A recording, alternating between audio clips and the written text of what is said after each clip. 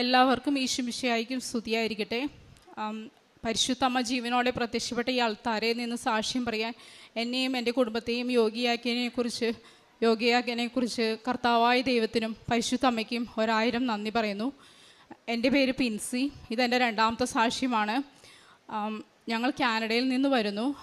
ഇതെൻ്റെ ഹസ്ബൻഡ്, ഇതെൻ്റെ 2 മക്കൾ, ഇതെൻ്റെ ബ്രദറിൻ്റെ വൈഫ്, അവരുടെ രണ്ടാമത്തെ കുഞ്ഞ്.